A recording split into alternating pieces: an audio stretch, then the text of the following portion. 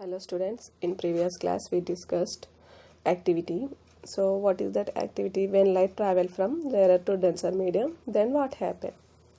When light travel from rarer to denser medium, then the refracted ray move towards the normal and the angle of refraction is less than angle of incidence. Today we are discussing one more activity. What is that activity? What happens when light ray travels from a denser medium to rarer medium? To perform this activity, we need one metal disc, protractor, and transparent vessel, water, straw. First, take a metal disc and use a protractor and mark the angles along its edge as shown in the figure. First, take a metal disc and use a protractor and mark the angles along its edge as shown in the figure 5th A. Arrange two straws at the center of the disc in such a way that they can be rotated freely about the center of the disc. So in figure 5b, we immerse straw. In that red colored lines we can observe two red colored lines. So that are nothing but two straws. Okay, we arrange two straws at the center of the disc in such a way that they can be rotated freely about the center of the disc. Adjust one of the straw to make an angle 10 degrees. Immerse half of the disc vertically into the water filled in a transparent vessel. While dipping, verify that the straw at 10 degrees is inside the water. So we adjusted one of the straw to make an angle 10 degrees and we immersed half of the disc vertically into the water filled in a transparent vessel. While dipping, verify that the straw at 10 degrees is inside the water. From the top of the vessel, try to view the straw which is inside the water as shown in the figure 5th B. Then adjust the other straw which is outside the water until both the straws appears to be in a single straight line. Here we adjusted two straws. One straw is making angle 10 degrees. So that immerse half of the disc vertically into the water filled in a transparent vessel.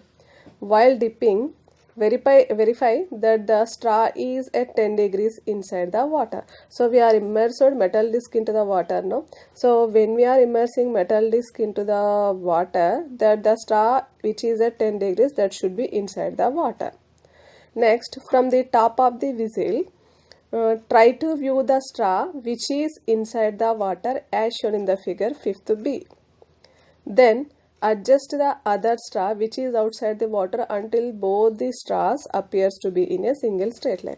So one straw is inside the water. Okay, from the top of the view, from the top of the vessel, we are trying to see the inside straw. Okay, next, then adjust the other straw which is outside the water until the both straws appears to be in a single straight line. Means here one straw is inside the water, one straw is outside the water. So by seeing the inside straw, the straw which is at outside, that should be adjusted. When we are adjusting the straw which is at outside, we should see that the inside straw and outside straw will be in the same straight line. Then take the disc out of the water and observe the two straws on it. Take out the disc. Okay, then take the disc outside of the water and observe the two straws on each. So you will find that they are not in a single straight line. So next, take the disc which is outside. Take the disc outside of the water. Okay, we should take out the metal disc outside and observe the two straws on each. So then we can observe that they are not in a single straight line. Okay, the two straws are not in straight line. Why do the stars appears to be in a straight line when we view them from the top? So when we are seeing from the top, why the two stars appears to be in a single straight line? Next, measure the angle between the normal and second star and draw the table 2 again in your notebook and note the values. Do the same for various angles, means here we perform this experiment from 10 degrees. No, next to perform the same experiment from 20 degrees, 30 degrees, by keeping the star at 20 degrees, 30 degrees, 40 degrees, 50 degrees, like that. Okay, and then observe the outside star. Okay, arrange the outside star that should be in the same line with the first star. Okay, and next take out the metal disc and observe the angle of refraction. Do the same for various angles. Find the corresponding angles of refraction and note them in the table drawn. So here we are performing this experiment from 10 degrees, 20 degrees, 30 degrees, 40 degrees, and we measure the angle of refraction. This angle of incidence and angle of diffraction value we should note down in the table. Okay, like previous activity. In previous activity, we drawn one table. No, we measure the angle of incidence and angle of refraction value. No, like that here also we should do, and use the data in the table too, and find the refractive index of a water. So do not take up this activity for angle of incidence greater than 48 degrees. Okay, so don't perform this activity more than 48 degrees. Okay, you will learn the reason for this in the following sections. So you will observe that in the above activity, R is greater than I in all cases. That means when light travel from water to air, means denser to rarer media, then what happened? Angle of refraction will be more than the angle of incidence. So from the above angle of incidence and the angle of refraction value, we can find out angle R is greater than I in all cases. That means when light travel from denser to rarer, means from water to air, then what happened? Refracted ray move away from the normal, and angle of refraction will be more than the angle of incidence. So from this activity we can generalize that when the light ray travels from denser to rarer, it bends away from the normal and R is greater than I. So already we discussed in previous topic also. What is that? Light travel from denser to rarer media. Okay, V1 and V2. That time V2 is greater than V1. Okay, in that also we discussed. So till now we discussed what happened when light travel from denser medium to rarer medium.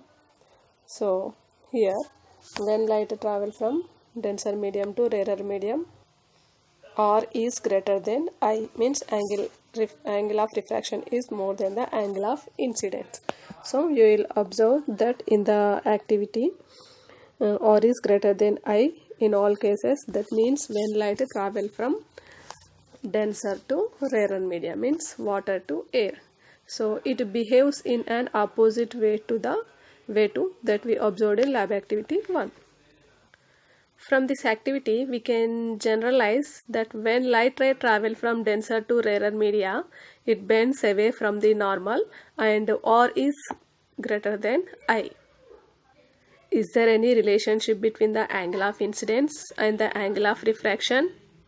Is there any relationship between the angle of incidence and the angle of refraction? So the relationship between angle of incidence and the angle of refraction can be given by n1 sin I equal to n2 sin R. n1 sin I equal to n2 sin R. This is called as Snell's law. Snell's law, sin I by sin R equal to n2 by n1. We know that n2 by n1 equal to v1 by v2. So sin I by sin R equal to v1 by v2 we can write.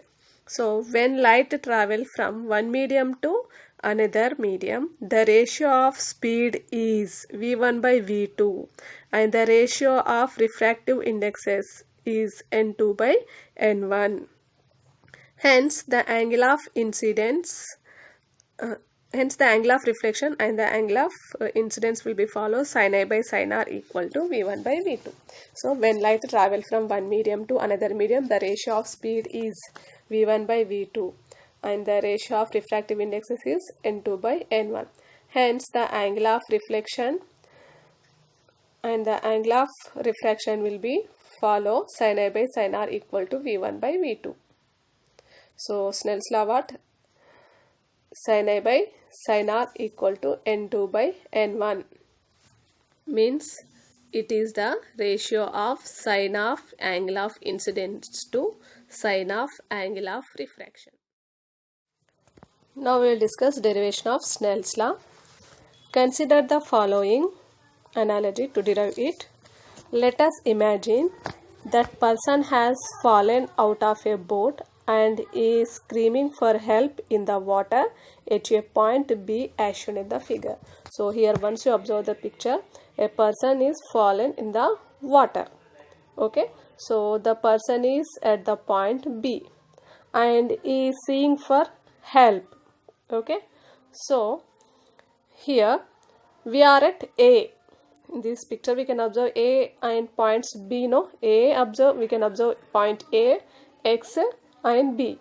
So B is nothing but the person fall in the water, is seeking for help, and A is nothing but V, means we want to save that person. Okay, we are at point A. What is X? X is the shoreline. The line marked through the point X is the shoreline. So let us assume that we are at a point A on the shore and we saw the accident. So now we are at point A and we saw the accident. In order to save the person, we need to travel a certain distance on the land and certain distance in water. So here the person fall in the water. No, we want to save the person B. So now we are at A. To save the person B, so we have to travel on the land and we have to travel certain distance in the water also. So we know that we can run faster on the land than we can swim in water. So we can run very fast on the land, but we can move slowly in the water. So what do we do to save the person? To save the person, what we will do?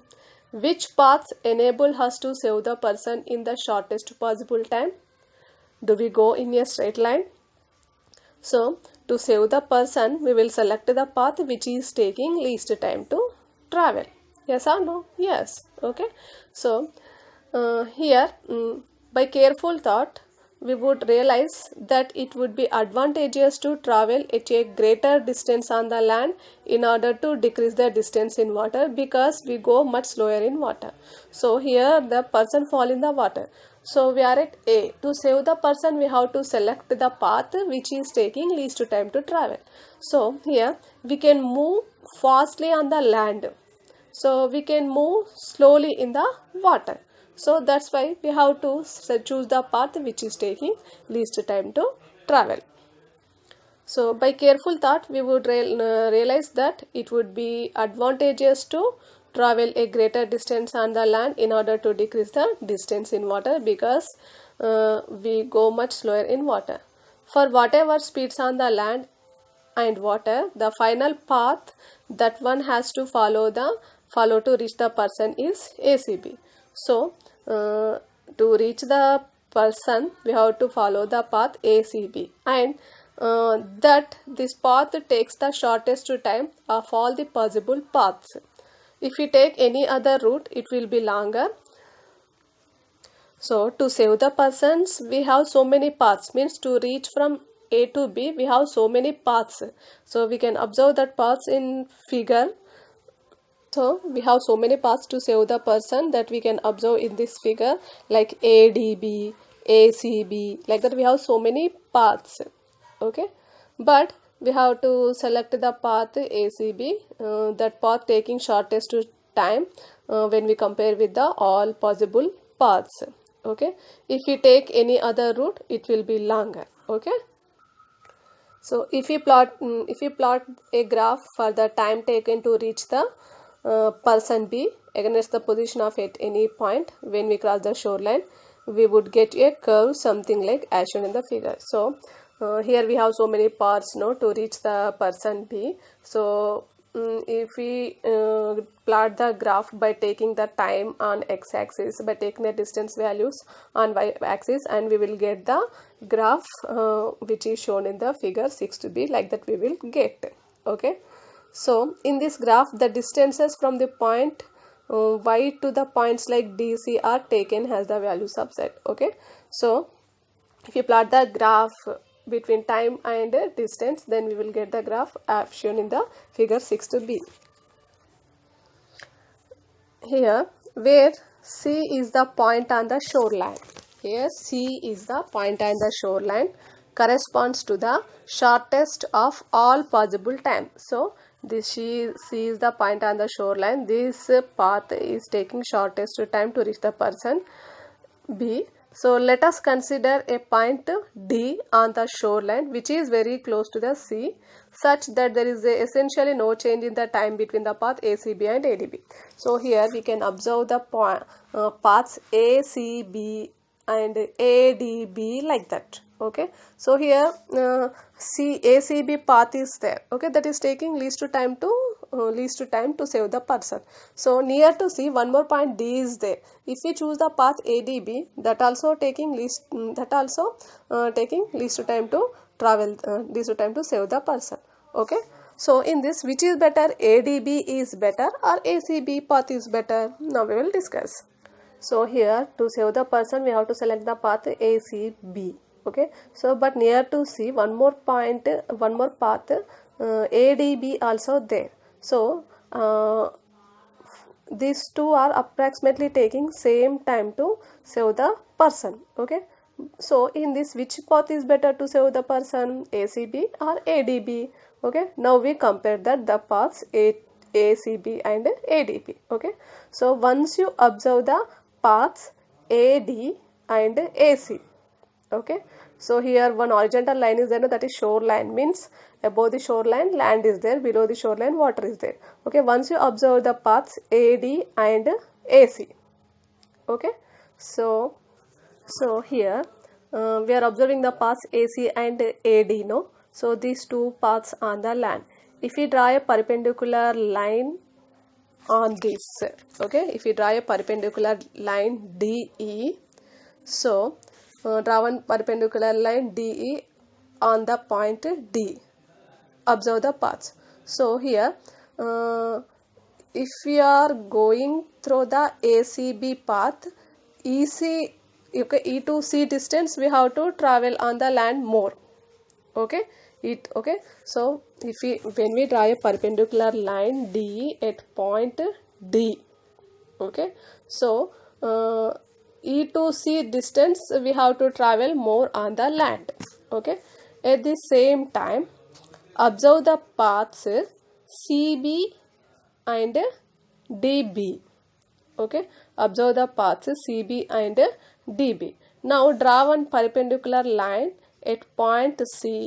Okay, draw one perpendicular line CF at point C. Okay, so when we compare these two paths CB and CD, so we have to travel the DF distance more in the water. Okay, we have to travel D to F distance. Okay, D to F distance more in the water. Okay, when we compare with the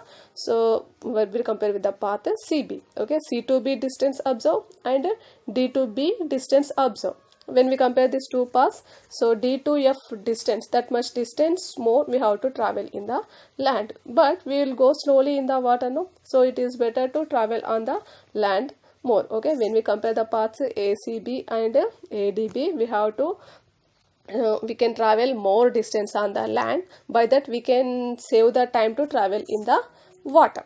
Okay, so first to look at the paths on the land as shown in the figure 6c. If we draw a perpendicular DE between the 2 points D, we see that the path AD on the land is shortened by the amount of EC. On the other hand, in water, by drawing a corresponding perpendicular CF, we find that we have to go the extra distance D to F in water. In other words, we gain a time that is equal to go through the distance EC on the land, but we lose the time that equal to go extra distance DF in water. So, if we select the path ADB, so D to F distance we have to travel extra distance in water. Okay, so but we can travel in water slowly, no, so that's why it is not better to go through this path. Okay, next, these times must be equal since we assumed there is no change in the time between two paths. So let the time taken to travel from E to C and D to F is delta t, and V1 and V2 are the speeds of running and swimming. So from the figure 6 to C we get, so speed on the land is V1, speed in the water is V2. So here the time taken to travel from E to C and D to F is delta t.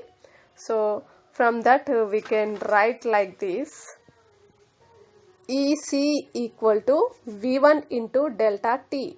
Okay, EC equal to V1 into delta t. We know the formula of speed, V is equals to S by T. V equal to S by T. Then S is equals to what we can write? V into T we can write, no? Like that, here EC is nothing but distance. So distance is equal to speed into time. EC is equals to V1 into T we can write. At the same time, DF is equals to what we can write? DF equal to V2 into T. So here the DF is equals to V2 into T. So here EC is equals to V1 into delta T. We can write like this: delta T is equals to EC by V1. Okay. So delta T is equals to DF by V2. So from these two we can write like this: EC by DF is equals to V1 by V2. So this is equation number 1. Let I and R be the angles measured between the paths ACB, and normal NN is perpendicular to shoreline X. So here I and R are nothing but angle of incidence and angle of refractions. Okay, that is measured between the paths ACB, and NN is a normal. So from this figure 6th C we can get sin I equal to EC by DF. Sin I is equals to EC by DF. So we know that sine of any acute angle in a right angle triangle can be defined as the ratio of opposite side of that angle to hypotenuse. So here we have two right angle triangles now. Okay, so what are that? DEC and DCF. Here we have two right angle triangle. What are that means? DEC and DCF.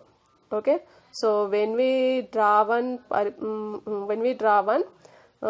perpendicular to incident ray. Okay, incident ray is AC. Draw one perpendicular to AC, that is DE. Then one right angle triangle, it will form DEC.